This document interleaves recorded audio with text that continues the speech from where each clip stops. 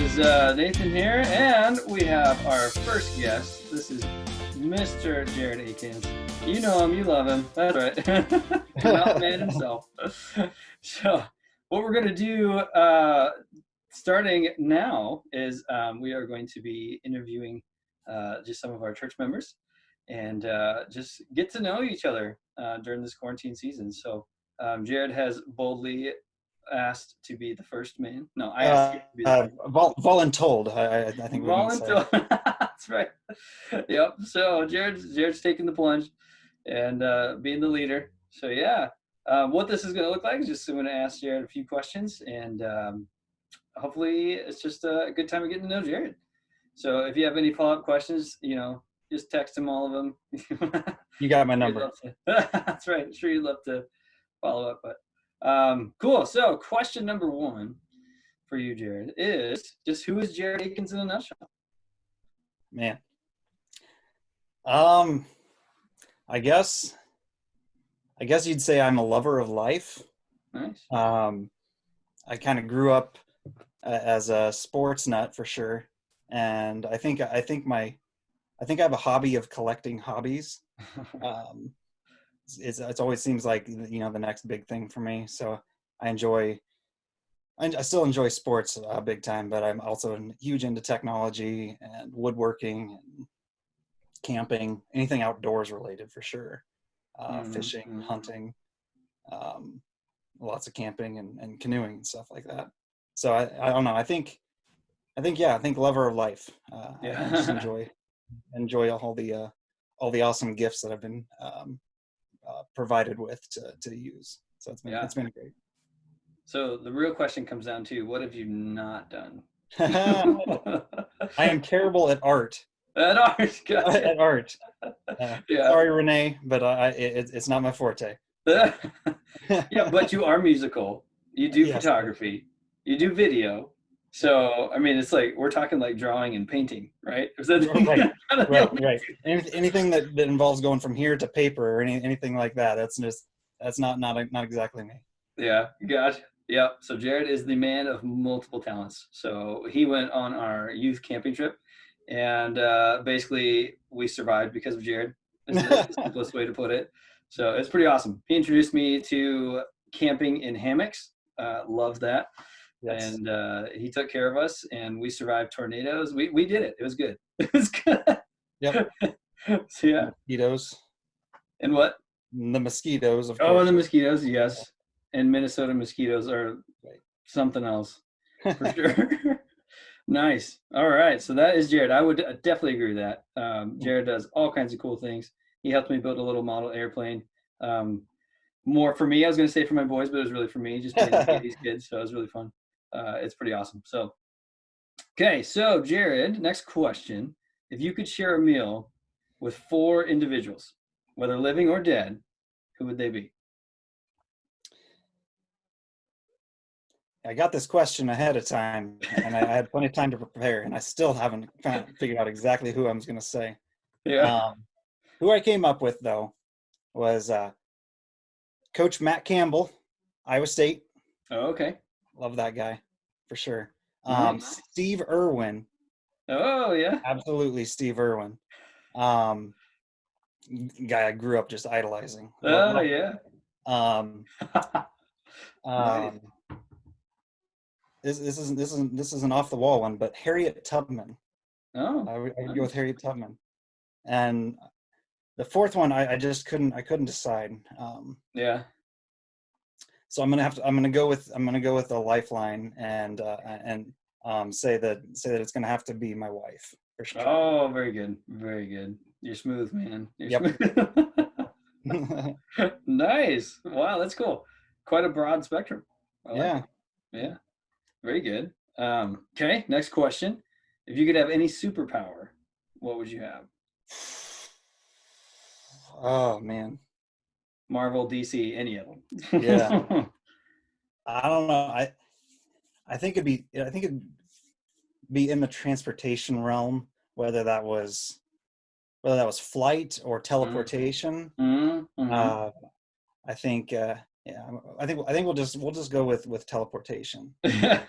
Nice. Zip on out to the woods or something. So. Uh-huh. Yeah, man. Hey, then you could live anywhere. You want to go shopping in Germany? You could. That's right. That's right. That'd be awesome. Yeah. Very good. Very good. Okay. So a couple spiritual questions then, right? Because we want to edify the body too. Um, so what is your favorite thing about Easter? As we're in the Easter season. That could be Yeah. past or current. Yeah. How about all of the above? Ooh, all of them. Easter was, when I was growing up, Easter was always a fun time to get together with some cousins and whatnot and do some Easter egg hunts. Yeah. As I got a little older, um, I think Easter was very, very largely focused around family as well then, Mm-hmm. and being able to get together, with the larger family set. Not something you get to do very often, but that's always something I have looked forward to. Of course, this year, Yeah. not Right. exactly going to be happening, but Right. yeah, no, I think it's always been a focusing on the cousins, the grandparents, and all that kind of stuff. Yeah. Yeah. I hear you, man. That's what we grew up doing. Now, did you Yep. guys do like real Easter eggs, like real eggs, or just like the plastic ones filled with candy and stuff? Both actually. Really? We Okay. would do we'd boil and dye some eggs Yeah. and do that whole thing. Now with the snowstorm coming tomorrow, I think we can just take our white eggs and throw them out in the snow. So Yeah, find them next year. Nice rotten. Yeah. Okay. Very good. So, and then here's the big question. We are celebrating Jesus raising us, or Jesus raising from the dead. And of course, if you trust in him, right, we are raised with him, and that day is coming.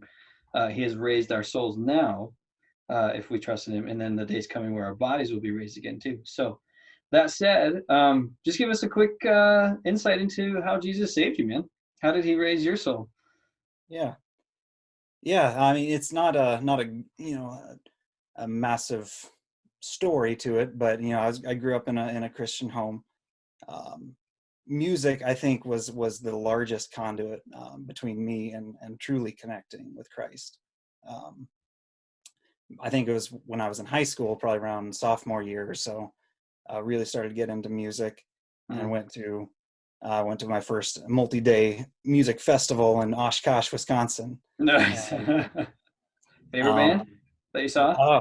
at the time, I'm gonna go with Thousand Foot Krutch. Yeah. Nice. Yeah, yeah, Yeah. Oh yeah. little rock fist. Rock fist. Yeah. Yeah. That's right. Throw up the rock fist. Yeah. Very good. Very good. Sorry, um, derailed. All right, you're back. yeah, well, that's gonna happen when we get two musicians That's on the video right. together. No, Yes. but between that and just kind of edifying each other, between me and I had three or four really really strong friends in high school Mm, that were all Christ lovers, and we actually all played in a band together, and nice. just being able to edify each other and grow together and see that growth in my brothers, um, and it was just infinitely encouraging. I don't know if I can really point to one specific Mm, point in time where I said I'm accepting Jesus as my savior, but I think through that growth process in high school, it set me up for to have a walk with Christ here as an adult. mm, nice. That's awesome, man. Yeah, I think that's really a great thing, right? Yep. It's no small thing to have a raised to life story, Right. whether it was in great ways or small ways. So yeah, Yep. it's very similar. So nice. That's really Yep. cool. And so then final question is, how would you encourage the church today? Something maybe you've been learning or something on your mind or Yeah. There's been a lot on my mind lately. Mm. Not a lot else to do right now, so a lot Right. to stick on the mind. Um, Yeah. Now in our small group right now, we've been going through the book of Judges, Mm, and a theme that keeps coming back is God's sovereignty, mm, and just his his faithfulness and doing what he says he's going to do. Um, in the book of Judges, just really quick, there's this nasty cycle of the Israelites will be at peace with where they're at and be loving God, and then they'll turn away from God, and God has to raise up a judge to save them and deliver them, and he does, just as he says he'd do. Yeah. Crazy grace, man. Yeah, absolutely. And it's this cycle, and the point in that cycle where Christ always wants us is at peace. And that's been something that during this time, the era of the coronavirus right now, that's something that I've been able to hold fast to. And I think we all can be encouraged to do that as well, just to rest in his sovereignty and know that he's got this. Right. It's all part of his plan. And I look at some of the families and everything in the church that are getting some awesome, amazing time together that maybe they wouldn't have normally had just because of the busyness of life. And I mean, I don't want to play down any of the serious side of this time, but the plans that he has for us transcend our understanding and anything we can really comprehend. But resting in that sovereignty and in his faithfulness is very encouraging. Yeah. Well, thanks, man. Yeah, peace doesn't always mean easy, right? Right. But it is there. It is there. I remember Bonhoeffer saying, or like someone watched Bonhoeffer. If you guys remember Dietrich Bonhoeffer, he was killed by Hitler, one of the camps, Nazi camps, and they were going to hang him. And he was killed just before the end of the war, and just a strong believer. He's killed for his faith. And I think it was the Nazi guards were watching him and just said, "Wow, I've never seen such peace on a dying man before." This is a guy whose job was to kill for a living under the Nazi regime. It was crazy. So, yeah, peace, man.